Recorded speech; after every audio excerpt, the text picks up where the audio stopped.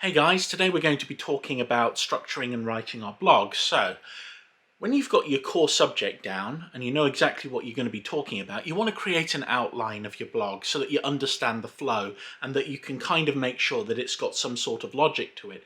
Because a lot of the time when we're discussing subjects in our blogs, we pull information from different sources, we talk about different things, so it's really good to go through and make sure you know exactly which order everything's going in to make sure that the blog flows naturally and it doesn't feel like it comes from all over. A lot of the time people can find themselves alienated if you start throwing in information in different places, then referring back to it and going all over the place. This is a problem I've had with my own blogs. However, it's much better to have the outline from the outset. So, once you've kind of got that outline down, what you're going to want to do is you're going to come up with a really good title for your blog, such as, "Is Baldilocks losing his hair?" Something like that could be really good. And when you start with your first sentence, because you want to hook the reader, you want to start with something like a question or a statistic. So here's a good one. Did you know that 83% of people think Baldilocks's hair is growing back? That's got the statistic, it's got the other information, and it basically asks the readers the question. And they're going to think, okay, so how is this going to affect me?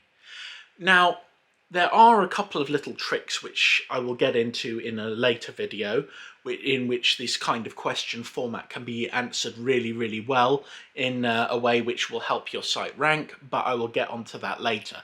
So once you've kind of started talking to people, it's very important to keep in mind that you're going to want to keep your sentences short. You're going to want to keep your paragraphs relatively short as well. Don't use overcomplicated language. You don't want to use things like, for example, Mysoniaism or incontrovertible, magnanimous, words like this, words that will make your audience think, oh god, this is a bit overwhelming.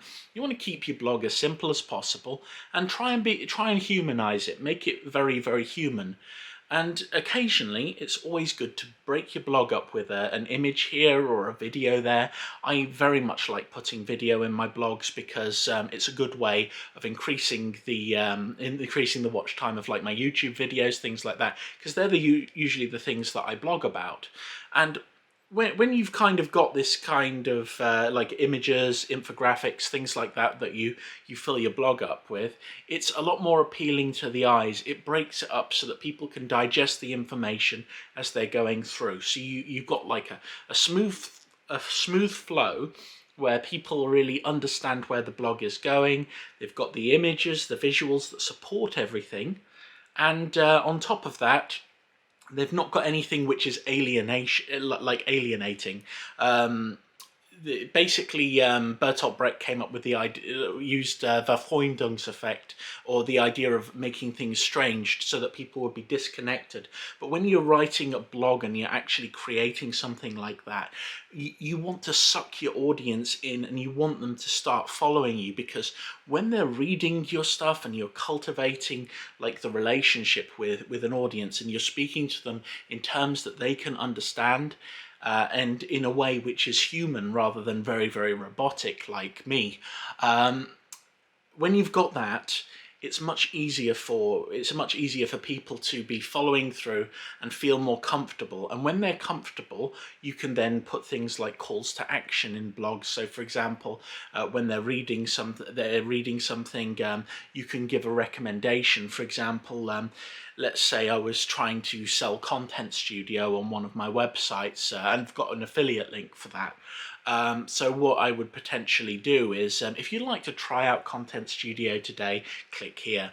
So they click there because they're part of the flow. It's not all of a sudden, buy this lamp, in the middle of a blog which is nothing to do with lamps. So you want to keep things very fluid and to sort of make it so that your audience is not going to feel like they are just, all of a sudden being face punched from the side and they don't know what's going on. The thing is, when you've got a blog and you're crafting it very well, you've got this level of flow because the audience will just be able to read through, digest the information easier, and it will be in small packages that are not like massive text walls. And a lot of the problems that I had with my earlier blogs was I love text walls because I'll just sit there and read them for hours. I mainly blame Game FAQs for this, but I just used to write huge walls of text, and unfortunately from an audience perspective it's not good.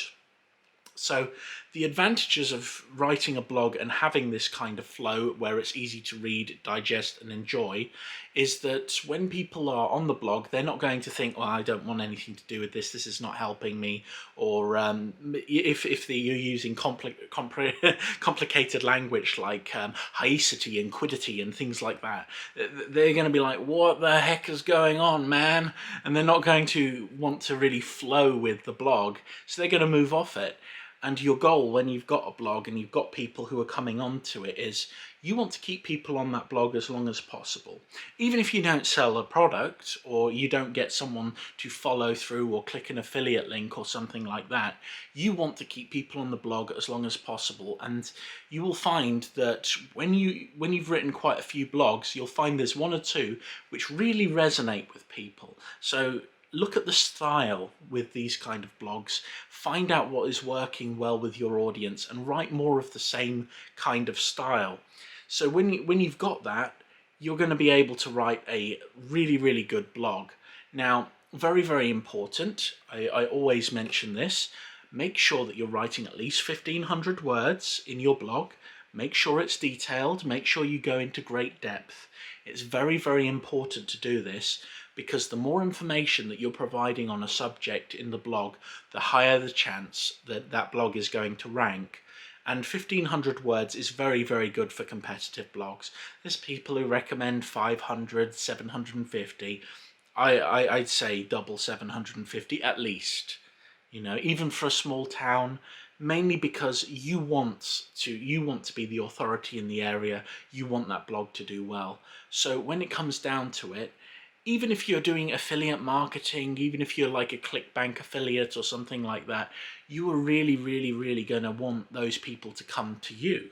So rather than writing hundreds of useless blogs, which are not going to be beneficial to you really, you want to be focusing on writing blogs that have got good content, they go into depth with the topic, and you can just flow with it.